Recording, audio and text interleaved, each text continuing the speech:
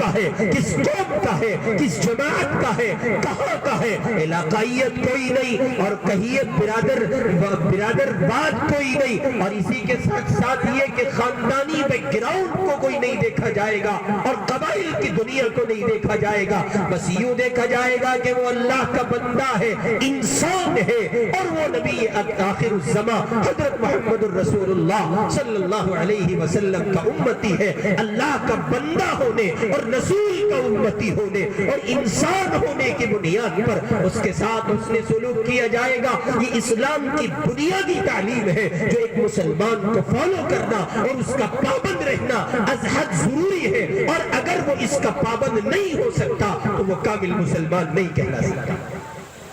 میں اور آپ جس ملک میں بستے ہیں اس ملک کا نام ہندوستان ہے، وہ بہت خوبصورت تہذیب کا حامل ہے، وہ بہت خوبصورت کلچر کا حامل ہے، اس کا سماج نرالا ہے، وہ کسی ایک مذہب کے افراد پر مشتمل ملک نہیں ہے، بلکہ وہاں مختلف قبائل آئے، مختلف مذاہب کے لوگ آئے، اور انہوں نے وہاں پاؤں پسارے، اور وہ ہندوستان کو اپنا مسکن بنائے ہوئے ہیں۔ ایک طرف مسلمان بستا ہے، ایک طرف ہندو بستا ہے، ایک طرف جینی بستا ہے، ایک طرف عیسائی اور یہودی بستا ہے، ادھر مسجد ہے، ادھر مندر ہے، ادھر گردوارہ ہے، اور ادھر عیسائیوں کا چرچ ہے۔ اسی ہندوستان کی سرزمین پر تمام تر مذاہب کے لوگ ایک دو دن سے نہیں، اور چند ایک ایام سے نہیں، چند ایک مہینوں اور سالوں سے نہیں، صدیوں سے اپنے اپنے مذاہب پر عمل کرتے ہوئے رہتے چلے آئے ہیں، اور یہاں کے مسلمانوں کا یہ امتیاز رہا ہے کہ وہ اللہ کے بندے اس روایت کا مصداق بن کر اپنے آپ کو اور اپنے خاندان کو اور اپنے کنبے کے لوگوں یعنی اہل اسلام کو بھی تکلیف نہیں پہنچاتے ہیں، اور وہ اللہ کے بندے کسی اور مذہب کے لوگوں کو بھی تکلیف نہیں پہنچاتے ہیں۔ یہ مذہب اسلام کا وہ آفاقی نظام و پیغام ہے جس نے نہ صرف یہ کہ اس کردار کو زندہ ہندوستان میں کیا ہے، بلکہ اس کردار کی تازہ ترین تصویر نیوزی لینڈ کی سرزمین بھی ہے، جہاں اللہ کے برگزیدہ 50 نہتے مسلمانوں کو مسجد میں نماز جمعہ ادا کرتے ہوئے جام شہادت پلا دیا گیا، اور ان اللہ کے بندوں نے کوئی مزاحمت نہیں کی، ان اللہ کے بندوں نے کسی قسم کا کوئی پروٹیسٹ نہیں کیا، اور آگے بڑھ کر انہوں نے قتل و غارت گری کا کوئی انتقامی معاملہ نہیں کیا، بلکہ انہوں نے دنیا جہان کے انسانوں کو یہ پیغام دیا، اسلام سراپا امن کا مذہب ہے، سراپا شانتی کا مذہب ہے، وہ شانتی کے سوا بات ہی نہیں کرتا ہے، سکون کا، محبت کا،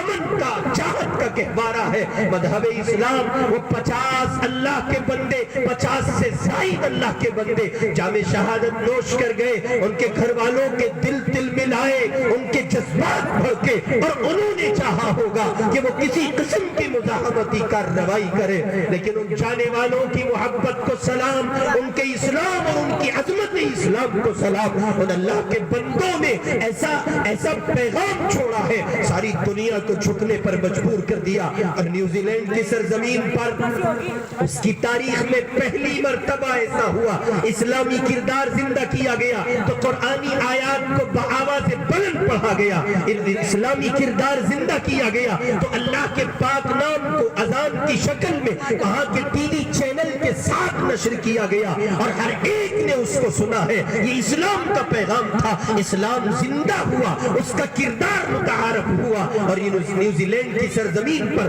ایک نہیں، دو نہیں، تین نہیں، 10 نہیں، 20 نہیں، 100 نہیں، 200 نہیں، کئی 100 افراد نے اللہ کے پاک نام کو قبول کیا، اور وہ کفر چھوڑ کر اہل اسلام میں شامل ہوئے، صرف اس بنیاد پر کہ حقیقت ان پر آیا ہوئی، اور انہوں نے پہچانا اسلام سراپا امن سکھاتا ہے۔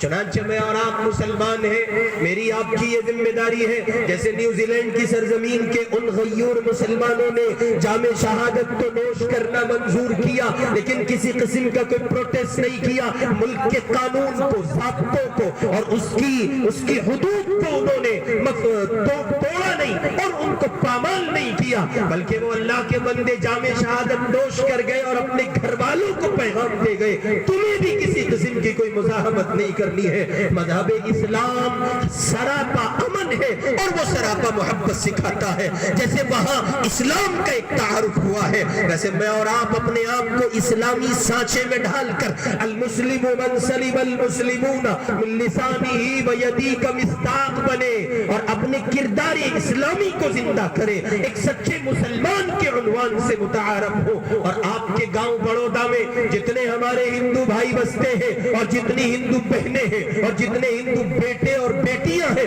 ان تمام کو سینے سے لگائیے، ہر ایک کو محبت کا پیغام دیجئے اور ان کے سامنے یہ بات واضح کر دیجئے اسلام کی تصویر فرقہ پرست طاقتوں نے جو کچھ آپ کے سامنے پیش کی ہے وہ اسلام کی سچی تصویر نہیں ہے۔ اسلام کی سچی تصویر یہ ہے جو ہمارا مدرسہ فیض القرآن پیش کرتا ہے، اور وہ ہر سال چند ایک حفاظ ہمیں دیتا ہے جو قرآنی آیات کی شکل میں قرآن کا پیغام آپ کے سامنے رکھتے ہیں اور سراپا محبت بن کر محبت کے درس کو عام کرتے ہیں۔ سو میں اور آپ جو عوام کا حصہ ہیں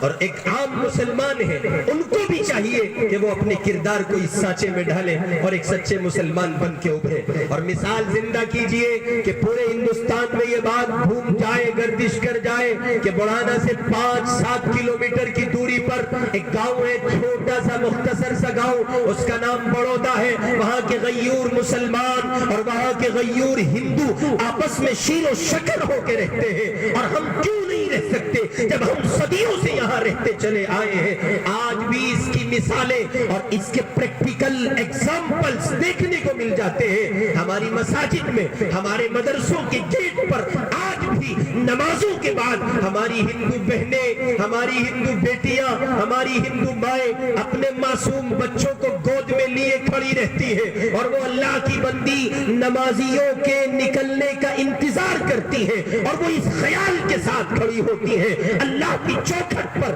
اللہ کے گھر پر سر پر سجود ہونے والا یہ اللہ کا بندہ نمازی جو نماز پڑھ کے باہر آئے گا، اس کی پھوک میں، اس کے منتر میں، اس کے پڑھے گئے کلام میں ایسی طاقت ہے کہ یہ اللہ کا بندہ، یہ اللہ کا بندہ میرے بچے پر جو بیمار ہے، بیماری سے جھلس رہا ہے، اس پر اگر پھوک دے گا تو وہ صحت یاب ہو جائے گا۔ آخر اس کو کیا کہیں گے آپ؟ یہ اس ہندو بہن کے اندر کا درد ہے، اس کے اندر کی محبت ہے جو چھلک پڑتی ہے۔ اور اگر آج کا کوئی ہندو یہ بات کہتا ہے کہ مسلمانوں کے ساتھ ہماری نہیں بن سکتی تو وہ بے وقوف ہے، اس لیے کہ اسے اپنے پرکھوں کی تہذیب نہیں معلوم ہے، اسے اپنے پرکھوں کی تاریخ نہیں معلوم ہے۔ اس ملک ہندوستان کے ہندوؤں کی پرکھوں کی تہذیب یہ رہی ہے اور یہاں کی تاریخ یہ رہی ہے، یہاں ایک گھر ہندو کا ہے، ایک گھر مسلمان کا ہے، اور دونوں آپس میں ایسے رہتے ہیں کہ اذان ہوگی تو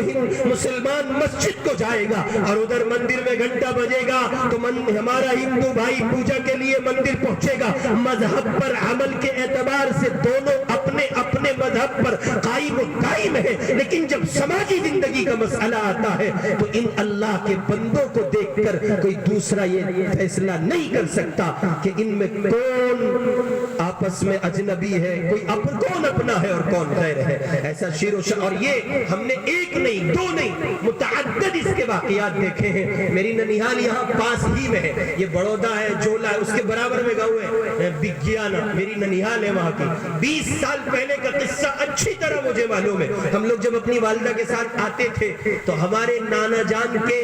کچھ ہندو دوست تھے، ہماری والدہ جب گھر سے چلتی تو وہ ہندو جو ہمارے نانا کے دوست تھے باقاعدہ اپنے گھر سے آتے تھے وہ اللہ کے بندے، اور وہ اس لیے آتے تھے کہ ملا جی علی حسن کی بیٹی رخصت ہو رہی ہے، اور خوب ہمیں یاد پڑتا ہے کہ ہماری والدہ کو چلتے ہوئے علاقائی تہذیب سے متاثر ہو کر ہمارے نانا بھی کچھ دیا کرتے تھے، اور اسی کے ساتھ ساتھ ان کی تو بیٹی تھی، ان کو دینا ہی تھا، وہ ہمارے نانا کے ہندو دوست جو تھے وہ بھی کچھ نہ کچھ دیا کرتے تھے۔ یعنی تہذیب کچھ ایسی تھی کہ بیٹی بیٹی ہے، وہ ہندو کی ہو یا مسلمان کی۔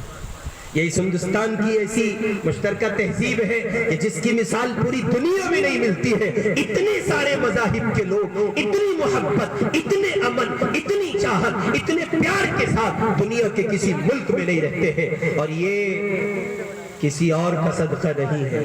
یہ کسی اور کی محنت نہیں ہے, یہ مذہب اسلام کی محنت ہے. ہمارے آباء و اجداد نے, ہمارے اکابر و اسلاف نے, ان مدرسوں کے طلباء اور علماء نے, ان حفاظ اور قراء نے ایسا مثالی کردار پیش کیا ہے. انہی مدارس سے شیخ الہند حضرت مولانا محمود صاحب دیوبندی رحمت اللہ علیہ, شیخ الاسلام حضرت مدنی نور اللہ برکتہ, شیخ الاسلام علامہ شبیر عثمانی رحمت اللہ علیہ, اور مولانا عبید اللہ سندھی, امام الہند حضرت مولانا ابو الکلام آزاد, حضرت مولانا حفظ الرحمان سوہاروی, احمد سعید دہلوی رحمہم اللہ. یہ تمام کے تمام اکابر و اسلاف اور یہ تمام بزرگان دین, انہوں نے یہاں کی دیگر اقوام میں کچھ اس طور پر رویے اختیار کیے, ان کو سینے سے لگایا, اسلامی تعارف اپنے کردار کے ساتھ کرایا, اور انہوں نے اس اپنے کردار میں اسلام پیش کیا. چنانچہ ان کی قربانیوں کے نتیجے میں صدیوں سے یہاں اللہ کے بندے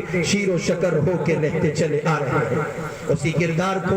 باقی رکھنا ہے, زندہ رکھنا ہے, فراموش نہیں کرنا ہے. اہل وطن سے محبت کیجئے, وطن والوں سے محبت کیجئے, وطن سے محبت کیجئے, اور ایک ایسے مثالی مسلمان بنیے جو اپنے گھر سے لے کر اپنے سماج, اپنے گھر سے چلے, اپنی ذات اور پھر اپنے گھر والے اور پھر اپنے سماج, گاؤں, محلہ, علاقہ, اور ہوتے ہوتے وہ اتنی ترقی کرے کہ ملک ہندوستان کی تعمیر و ترقی کا حصہ ہو جائے. لہذا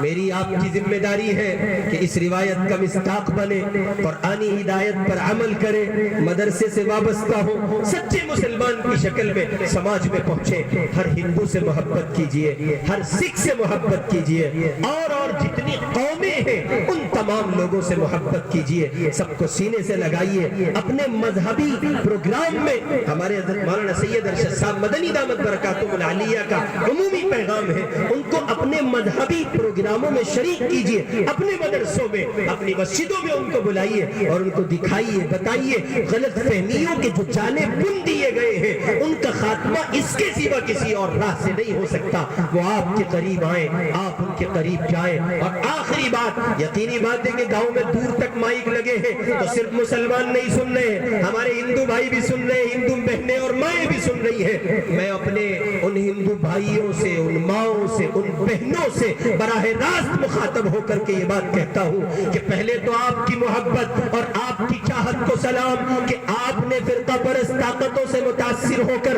گاؤں میں یا ملک کے مختلف حصوں میں کسی قسم کا نفرت کا ماحول پیدا نہیں ہونے دیا. جہاں ہماری قربانیاں ہیں وہاں ہمارے ہندو بھائیوں کی قربانیاں ہیں, اور ایسا متعدد موقعوں پر دیکھا گیا ہے جب کسی قسم کا فتنہ و فساد برپا ہوتا ہے تو انہی ہندوؤں میں سے اللہ کے بہت سے بندے ابھر کر نکل کے سامنے آتے ہیں, اور وہ اس فرقہ پرست طاقت کا کھل کر مقابلہ کرتے ہیں, اور وہ صاف لفظوں میں کہتے ہیں ہم یہاں صدیوں سے رہتے چلے آئے ہیں, گنگا جمنی تہذیب کے اتحاد کے ہم مالک ہیں, ہم کسی صورت اس کو پامال نہیں ہونے دیں گے. تو پہلے نمبر پر تو آپ کی محبت اور چاہت کو سلام, ہر ہندو ماں کو سلام, ہر ہندو بیٹی اور بہن اور اس کے بھائی کو سلام جو پیار و محبت کے اس بندھن میں ہم سے جڑ کے چل رہے ہیں. اور دوسرے نمبر پر میں اپنے ہندو بھائیوں سے براہ راست مخاطب ہوں, آپ کسی کے بہکاوے میں کسی صورت نہ آئے اور کسی شکل پر کسی کے بہکاوے میں آ کر